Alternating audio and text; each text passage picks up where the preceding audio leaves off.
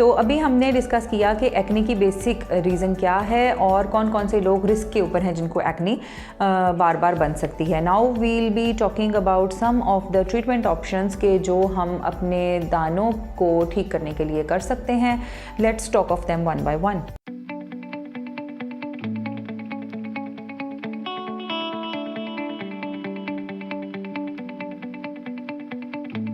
चेहरे पर कील मुहासे बहुत मुख्तलिफ अशकाल में आपको अफेक्ट कर सकते हैं और इनकी स्पेसिफ़िक टाइप की बेस के ऊपर ही डॉक्टर्स आपको अदियात तजवीज़ करके देते हैं। चेहरे पर कील मुहासे कुछ ब्लैक हेड्स और वाइट हेड्स की शक्ल में भी हो सकते हैं और इसके बाद इनमें रेशा पैदा होने की सूरत में ये मोटे दाने और गिल्टियों की शक्ल भी इख्तियार कर सकते हैं। इनके ठीक होने के बाद आपके चेहरे के ऊपर घड़े और निशानात भी रह सकते हैं और इसके अलावा इन बिटवीन दीज थिंग्स बहुत सारी ऐसी क्लिनिकल प्रेजेंटेशंस बन जाती हैं जो कि पेशेंट को स्पेसिफिकली डॉक्टर को दिखाने के बाद ही मेडिसिन तजवीज़ की जा सकती हैं। एनी हाउ, अगर आपके चेहरे के ऊपर मोटे दाने जिनके अंदर रेशा है या जिनके अंदर से ब्लड भी निकल सकता है उस किस्म की एक्ने मौजूद है तो आपको एटलीस्ट एंटीबायोटिक आप घर से अप्लाई करना शुरू कर सकते हैं before going to doctor. Doctor को चेकअप कराने से पहले अगर आपकी स्किन के ऊपर कुछ इस किस्म के कील मुहासे हैं जो ज़्यादा इन्फेक्टेड हैं, जिनके अंदर रेशा पैदा हो चुका है, ब्लड भी सीप आउट करता है, तो आप घर में रहते रहते उनके ऊपर एटलीस्ट एंटीबायोटिक लोशंस का इस्तेमाल कर सकते हैं। जिन एंटीबायोटिक लोशंस को मैं पसंद करती हूँ उनमें ज़्यादातर क्लिंडामाइसिन है और ये किन किन नामों से अवेलेबल है। ये क्लाइसिन टी लोशन के नाम से भी अवेलेबल है, एक्सॉल्व लोशन एंड जेल के नाम से अवेलेबल है। इसके अलावा ये डेलासिन टी के नाम से अवेलेबल है। इसके अलावा कुछ ऐसी फॉर्मुलेशंस हैं जिनमें क्लिंडामाइसिन यानी इस एंटीबायोटिक को कुछ और दवाइयों के साथ मिक्सअप करके कॉम्बिनेशन की सूरत में बेचा जा रहा है या कॉम्बिनेशन की सूरत में मार्केट किया जा रहा है, इस्तेमाल किया जा रहा है, लेकिन उनको आप घर में विदाउट एनी डॉक्टर्स डिसीजन नहीं लगा सकते क्योंकि उनमें से बेशतर कंपाउंड आपकी स्किन के लिए इरिटेटिंग साबित हो सकते हैं। एक्ने के दाने बहुत बुरे तरीके से फट सकते हैं, स्किन ड्राइनेस हो सकती है, इरिटेशन हो सकती है। So better to start with antibiotics at home.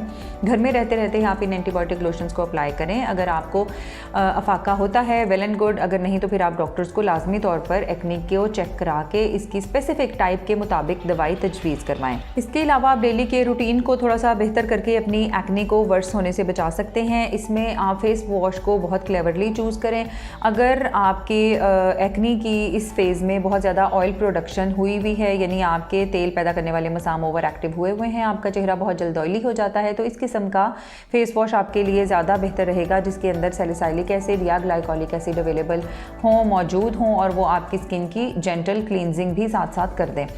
और इसके साथ साथ चूँकि ये कंपाउंड्स अल्फा एसिड्स हैं तो ये आपकी स्किन की एक्सफोलिएशन यानी ऊपर से स्लाइट पीलिंग भी कर देते हैं। तो जैसे हमने पहले जिक्र किया था कि पोर्स जो हैं वो ब्लॉक हो जाते हैं एक्ने में, तो ये पोर्स को अनक्लॉग करने यानी अनब्लॉक करने में भी हेल्पफुल साबित होते हैं।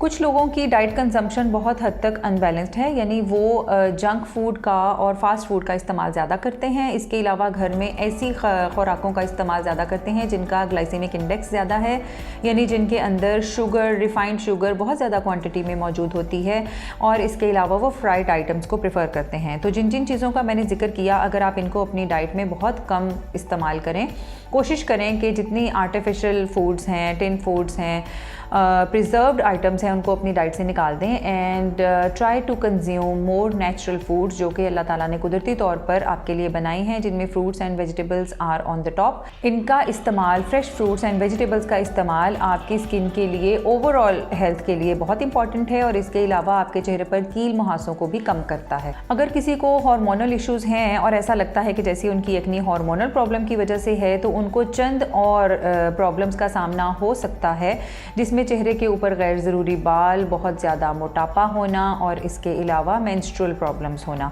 तो अगर इनमें से कोई एक आधी सिम्टम आपको अलॉन्ग विद एक्ने मौजूद है तो इस हो सकता है कि आपको हार्मोनल प्रॉब्लम्स हों, then you need to go to doctor और आपको अपने हार्मोन लेवल्स चेक करवाने पड़ेंगे।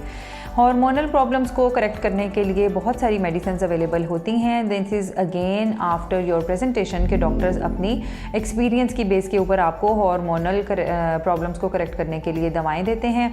तो ये चुन ऐसी बातें थी जो आप घर में रहते रहते फॉलो कर सकते हैं, related to your diet, to your medicine use, to your daily life routine care.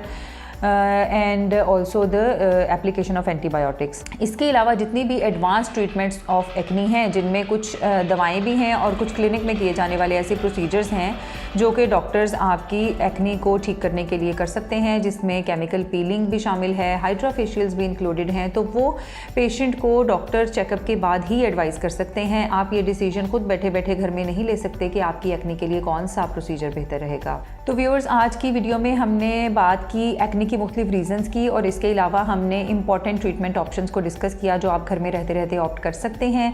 Next video में इंशाल्लाह we are going to discuss कि निशान क्यों बनते हैं, एक्नी के निशानों को कैसे ठीक किया जा सकता है, घड़ों को ठीक करने के लिए क्या क्या ऑप्शंस हैं, और इसके अलावा होम रेमेडीज़ का जिक्र करेंगे जिनको फॉलो करके आप अपनी एक्नी की वर्सनिंग को रोक सकते हैं और एक्नी के फ्लेयर्स को आने से रोक सकते हैं। Thank you very much, stay tuned. If you have any questions I will be happy to answer.